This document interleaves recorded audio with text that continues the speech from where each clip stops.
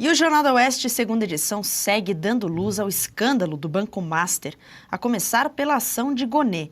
O PGR decidiu por arquivar pedido de investigação sobre Moraes e a esposa Viviane Barsi. E ainda tem a cariação. O cara a cara, que o ministro Dias Toffoli não abria mão, foi barrado pela Polícia Federal. E quem traz mais informações é a nossa repórter Berenice Leite, que já está no telão aqui conosco. Seja muito bem-vinda, Berenice. Boa tarde. Oi, Tawane, muito boa tarde para você também, para todos que nos assistem, nossa audiência que está ansiosa por atualizações em relação a esse escândalo envolvendo o Banco Master e que coloca também nomes, a princípio, do ministro Alexandre de Moraes e o próprio escritório da sua esposa Viviane Barsi. E é justamente nesse sentido que agora há pouco, né, já tem mais ou menos uma hora que começou esse depoimento do Daniel Vorcaro, dono do Banco Master, como você bem lembrou, num recuo de uma até então imposição do ministro Dias Toffoli, que foi designado para ser o relator desse processo. Ele queria, a princípio, uma acariação, mas como não havia ali depoimentos para serem confrontados, ele, depois de muita pressão e repercussão ontem na opinião pública, ele recua e hoje Daniel Vorcaro, que até então ia prestar esse depoimento à Polícia Federal de forma virtual, a informação que eu tenho, inclusive, é que até um link já havia sido gerado para que esse depoimento acontecesse por videoconferência. No entanto, mudaram de ideia e Daniel Vorcaro está, nesse momento, depondo na sede aqui do Supremo Tribunal Federal, em Brasília. É um depoimento que deve durar ainda algumas horas e também quem deve ser ouvido ainda hoje é o diretor de fiscalização do Banco Central, o Ailton de Aquino, que é responsável ali pelos auditores fiscais do BC e que teria participado da decisão de liquidar o Banco Master. Além disso, também, quem deve ser ouvido pela delegada Janaína Palácio é o ex-presidente do BRB, o Banco Estatal aqui do Distrito Federal, que estava na iminência, então, de comprar parte do Banco Master, que já estava ali com a sua saúde financeira, digamos assim, bastante abalada, o que gerou ali também uma grande suspeita por quais motivos o Banco de Brasília tinha interesse em comprar um banco nesta situação, né? Um banco privado, por sinal. Bom, e aí agora sim o rito vai seguir como se deve, né? A acariação já foi sugerida por Dias Toffoli, que acabou ultrapassando ali, pulando algumas etapas. Nesse depoimento de hoje, como eu disse, além da delegada, né, a Janaína Palácio, também estão acompanhando um representante do Ministério Público e um juiz auxiliar do gabinete do ministro Dias Toffoli. E é a delegada da Polícia Federal que, depois de ouvir esses 3 depoimentos, que vai decidir se há necessidade de uma acareação, de confrontar ali versões que podem, de alguma forma, se contradizerem. E tudo isso gira em torno de uma denúncia feita na semana passada pela jornalista do Globo, denúncia, inclusive, que já foi descartada pelo Procurador-Geral da República. A denúncia foi base também para que um pedido fosse protocolado de investigação lá no Supremo, né? O advogado Enio Martins Murad, com base nessa denúncia feita pela imprensa, ele alega ali que há uma grande suspeita de prática de crimes de tráfico de influência envolvendo o nome do ministro Alexandre de Moraes, que durante esses encontros relatados na reportagem da semana passada, nessas denúncias, poderia ter tentado interferir em favor do Banco Master em relação à não liquidação ali. Então, nesses encontros, inclusive junto com o Daniel Galípolo, que é o presidente do Banco Central. Então, o advogado Enio Murad, ele, no pedido enviado para a investigação, ele falava em tráfico de influência e também advocacia administrativa. No entanto, esse pedido já foi arquivado, né, em tempo muito rápido, muito hábil, digamos assim, pelo Procurador-Geral da República, Paulo Gonê, e a justificativa chama atenção. Segundo ele, não há elementos ali suficientes, concretos, para apurar o que o advogado coloca como suspeito e que também não há indícios de ilegalidade. Eu separei, inclusive, um trecho aqui que eu achei interessante para a nossa audiência, da decisão na íntegra de Paulo Gonet, onde ele fala o seguinte, abre aspas, então, há uma absoluta ausência de lastro probatório mínimo que sustente a acusação formulada.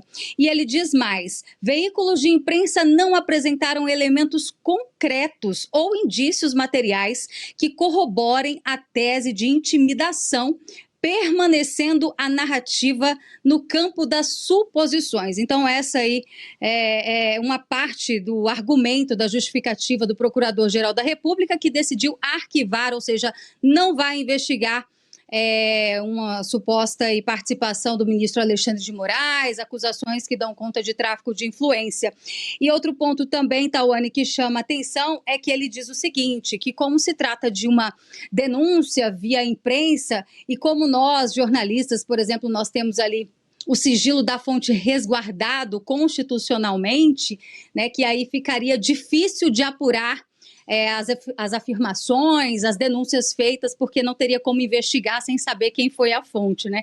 É engraçado como nós vemos aí 2 pesos e 2 medidas, desta vez, nesse sentido, uma reportagem jornalística, uma denúncia como essa, descartada pelo Procurador-Geral da República, Tauane. A gente vai seguir agora acompanhando. E finalizo aqui dizendo também que tem um outro pedido de um vereador lá de Curitiba, Guilherme Kilter, no mesmo sentido para que o ministro Moraes seja investigado. Esse pedido ainda não foi avaliado pelo PGR, mas deve seguir nesse mesmo sentido, viu? Volto com você. Berenice, muito obrigada pelas suas informações, sempre muito pertinentes aqui para nós, de bastidores também. Pontos muito bem lembrados, Berê. Bom trabalho para você. E eu já tenho aqui no telão os 2 participantes, comentaristas, que vão analisar as notícias da edição de hoje. Estamos aqui com Fabi Barroso. Seja bem-vinda novamente, Fabi. Boa tarde. Boa tarde, Tauane. Boa tarde também ao meu colega aqui de bancada e a todos aqui da audiência. Nós estamos tentando, né, apurar em tempo real aqui os absurdos do Brasil, né, onde tudo tem 2 pesos e 2 medidas, como disse a Berenice, e quando o poder ele julga a si mesmo, a verdade sempre fica para depois. A gente vai discutir exatamente sobre isso, Fabi. Wellington, seja muito bem-vindo novamente ao Jornal da Oeste. Boa tarde. Boa tarde, Tauane. Boa tarde, Fabi Barroso. Boa tarde a todos os nossos espectadores da Oeste.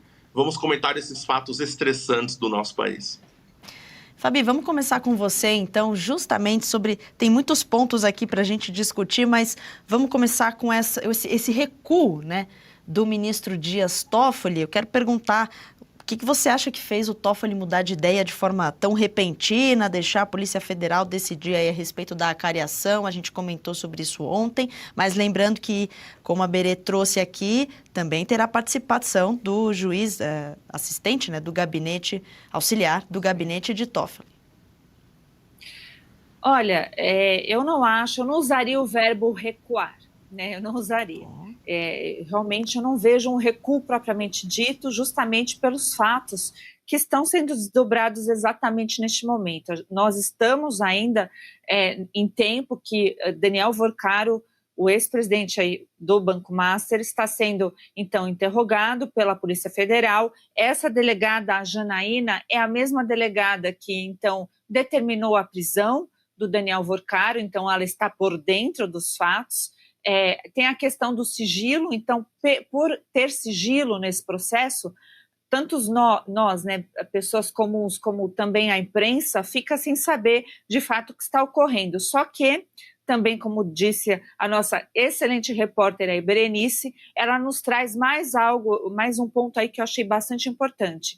Não seria por link, né, seria por online esses depoimentos, mas não, fizeram questão de estarem ali na presença, né, presencialmente, na presença da delegada federal, e em momentos diferentes, obviamente. Isso talvez já então para dar ensejo à tão falada acariação. A diferença é que vai ser disfarçada aí, que a Polícia Federal é que estaria fazendo essa careação. Continuam os mesmos problemas de sempre apontados numa careação. Anteriormente era um pouco mais grave, porque um juiz ele viola o sistema acusatório quando ele faz isso em fase de inquérito, mas permanecem os mesmos problemas. Você vai ter versões que não vão dar tempo das pessoas que estão pertinentes ali analisar.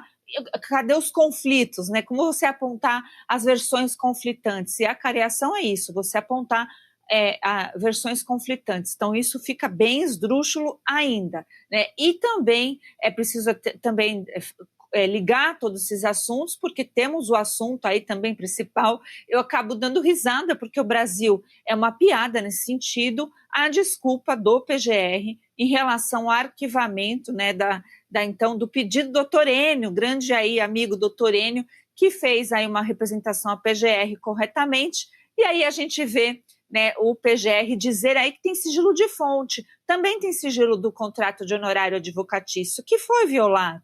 Né? Então, por quê? Como assim não dá para investigar sem ter o sigilo de fonte? Se você tem o contrato, a tudo que vem sendo dito, a própria imprensa tem um contrato, então por que essa volúpia de dinheiro e qual a contraprestação que a Viviane Barros teria dado se não foi realmente um tráfico de influência ou advocacia administrativa? Então, todos esses elementos ainda, olha, gente, dia 30, de dezembro, o ano quase acabando, e tudo isso sendo envolvido numa trama que promete desenrolar em 2026, mas que entre hoje e amanhã pode ser que a gente tenha, então, uma acareação, para que a gente não fique aqui dormindo, né?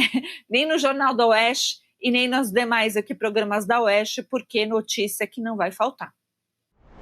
Gostou do conteúdo que viu por aqui no canal da Revista Oeste? Compartilhe e deixe o seu like.